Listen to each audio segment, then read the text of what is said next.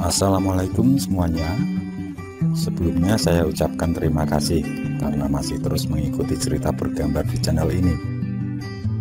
Dan untuk kawan-kawan yang belum subscribe ke channel ini, dukung saya ya.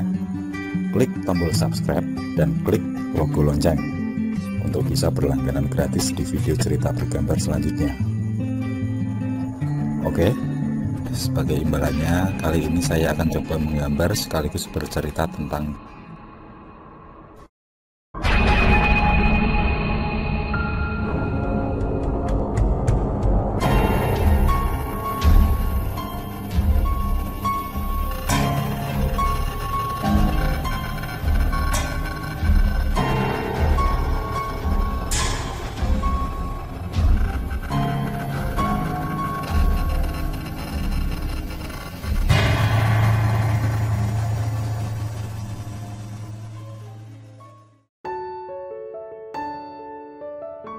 sekitar tahun 1996-an di sebuah kampung di Kabupaten Blitar, Jawa Timur.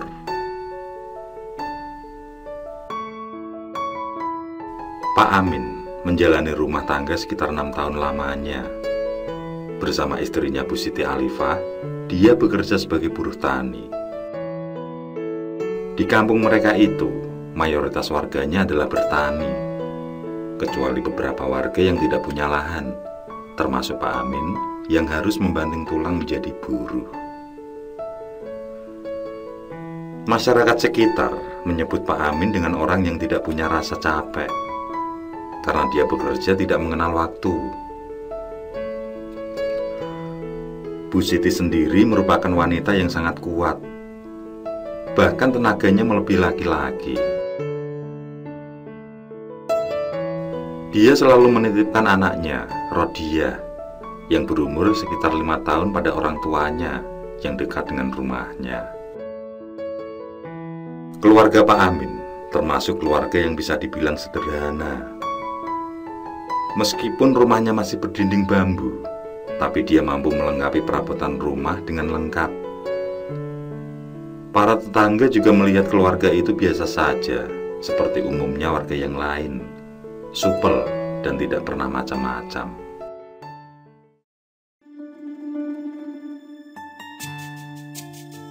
Pada suatu sore, Pak Amin terlihat duduk santai di teras rumah. Di tempat duduk dari bilan-bilan bambu yang dibentuk kursi panjang itu, dia terlihat mengamati suatu barang sambil menghisap rokok. Aku yang kebetulan lewat, dipanggilnya lalu diajak ngobrol. "Apa itu, Kang?" tanyaku begitu melihat barang yang dielusnya. Sebuah keris kecil tanpa gagang itu tampak kusam. Pak Amin mulai menceritakan bahwa keris tersebut didapatnya semalam waktu sedang buang air besar di kaus belakang rumah. Saat dia selesai dengan hajatnya, dia melihat ada cahaya kuning di kebun milik tetangga rumahnya.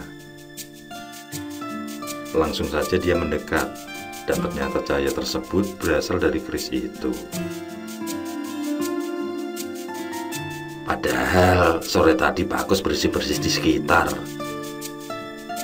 tapi dia tidak melihat keberadaan keris ini, ucapnya kemudian. Aku memegang keris itu sambil mengamati dengan seksama, seperti ada getaran cukup kuat yang kurasakan. Sepertinya ini bukanlah keris sembarangan, batinku. Tidak lama kemudian, dia meminta kembali keris tersebut. Lalu disobeknya bungkus rokok, kemudian keris itu diletakkan di atasnya dengan posisi berdiri yang ujung keris menempel di bawah. Lalu Pak Amin melepaskan keris tersebut. Aku merasa takjub saat melihat keris tersebut tetap berdiri tegak dan tidak roboh.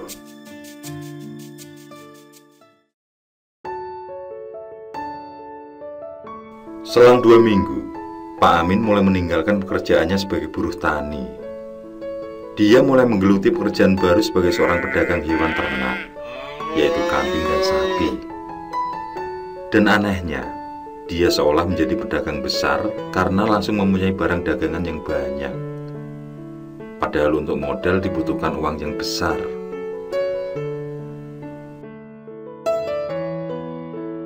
Pagi ini, Siti yang sedang tidak bekerja mengajak anaknya Dulan ke rumahku yang memang tetangga dekat. Adikku merupakan teman bermain anaknya. Sambil bincang-bincang dengan ibuku, dibiarkannya Rodiah asik bermain dengan adikku. Kelihatannya usaha Pak Amin sekarang makin lancar ya, Bu? Ya, alhamdulillah, Bu. Ada lebihnya untuk kebutuhan sehari-hari. Jawab Bu Siti. Di sela perbincangan, tiba-tiba Rodiah dan adikku berteriak keras sambil menunjuk ke arah rumah Pak Amin. Mereka bilang bahwa terdapat banyak monyet di atap rumah. Jelas saja anak-anak yang masih lugu itu berkata apa adanya. Tapi Bu Siti dan ibuku, termasuk aku, yang langsung melihat ke atas rumah tersebut tidak melihat apapun di sana.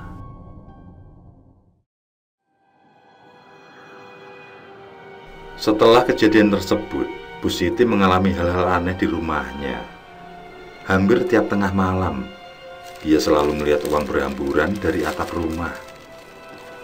Akan tetapi, waktu bangun, dia tidak menemukan apa-apa. Yang dilihat hanya suaminya yang berdiri di depan sebuah almari di kamar kosong. Almari itu hanya Pak Amin saja yang boleh membukanya. Dia melarang siapapun melihat isi almari tersebut. Bu Siti hanya merasa penasaran saja tanpa berani menanyakan apapun pada suaminya. Akhirnya Bu Siti menceritakan kejanggalan yang dirasakan pada Mbah Parman, ayahnya, termasuk keberadaan almari tersebut. Itu membuatku tidak nyaman, Pak. Ada prasangka buruk yang muncul terhadap suamiku sendiri, ucap Bu Siti di akhir ceritanya. Tetapi Mbah Parman memberi wejangan pada anaknya supaya menghilangkan perasaan tidak baik itu. Dia merasa menantunya adalah suami yang bertanggung jawab dan seorang pekerja keras, jadi tidak perlu diragukan kebaikannya.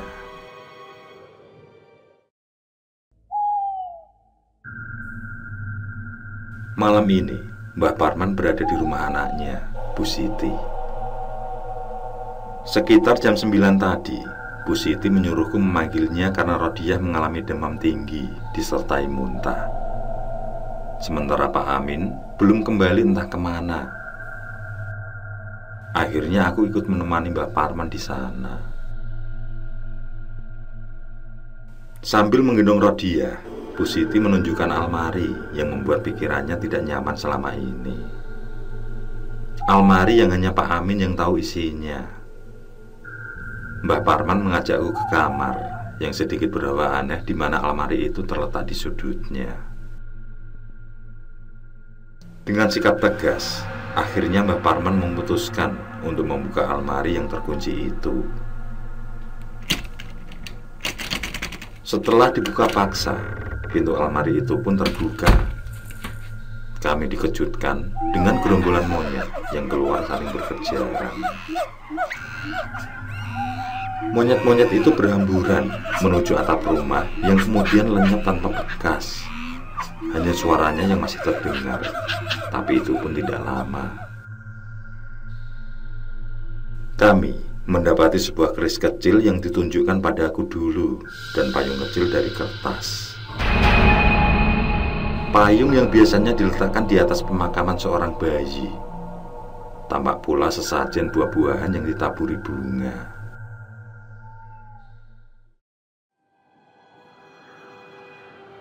Sejak kejadian tersebut, Pak Amin menghilang tanpa berita.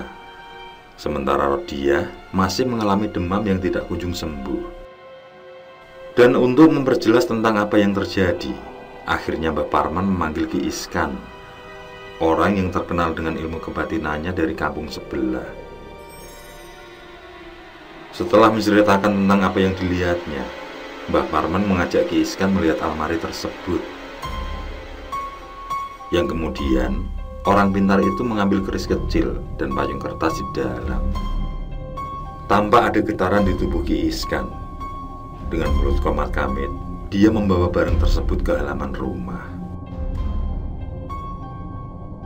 Tampak di payung kertas terdapat foto anak dan istri Pak Amin, yaitu Rodiah dan Bu Siti, serta mertua laki-laki yaitu Mbah Parman. Ki Iskan duduk bersila. Dia memejamkan mata. Tidak lama kemudian terdengar suara monyet yang sangat keras. Aku yang ikut menyaksikan ritual tersebut mulai tegang dan segera berdoa. Hingga akhirnya terdengar letusan kecil disertai asap tipis tepat di depan Ki Iskan. Keris itu menghilang, disertai hilangnya suara riuh monyet itu. Ki Iskan membuka mata, dibakarnya payung kertas. Setelah tinggal abu, dia berdiri, lalu duduk di sampingku dan Mbah Parman. Dia menyulut sebatang rokok, lalu mulai bercerita. Itu adalah keris Om Yang Jimbe, yang merupakan salah satu media pesugihan Keteng Ujang. Dia menjelaskan bahwa sangat beruntung karena semua belum terlambat. Pesugihan tersebut masih dalam proses dan belum selesai. Namun jika terlambat sedikit saja, maka Raja Jin Kera yang membantu pesugihan akan datang untuk mengambil tumbal yang ada di foto. Tumbal yang merupakan keluarga dekat. Kurang satu ritual lagi, yaitu selamatan dengan buah curian. Maka Pak Amin telah menyelesaikan ritualnya, ucap Ki Iskan yang disusul isapan rokoknya. Bu Siti masih menggendong anaknya dengan meneteskan air mata. Dia tidak menyangka dengan apa yang diperbuat suaminya. Rodiah, anak itu sudah dijadikan tumbal pertama. Untuk menyelamatkannya, anak itu harus kujadikan anak angkat, ucap Ki Iskan kemudian. Dengan berat hati, akhirnya semua menyetujui syarat tersebut.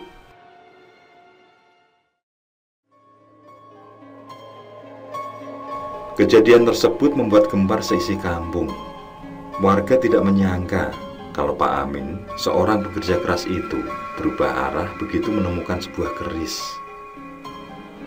Dan mereka bersyukur karena apa yang dilakukan lelaki itu tidak berlanjut sampai memakan korban. Tapi anehnya, Pak Amin menghilang tanpa jejak.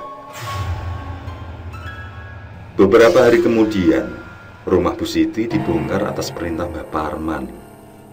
Itu karena Bu Siti merasakan trauma dan takut untuk menempati rumah tersebut.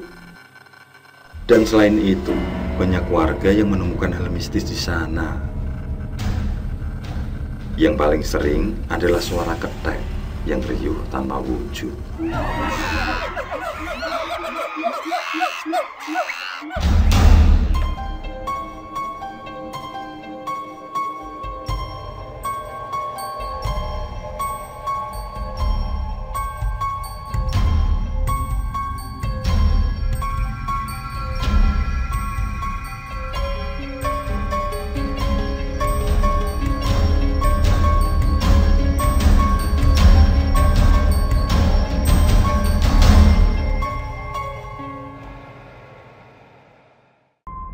Oke, saya kira cukup cerita kali ini.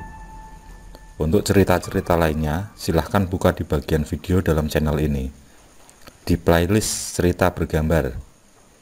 Sekali lagi terima kasih ya. Jangan lupa like, komen,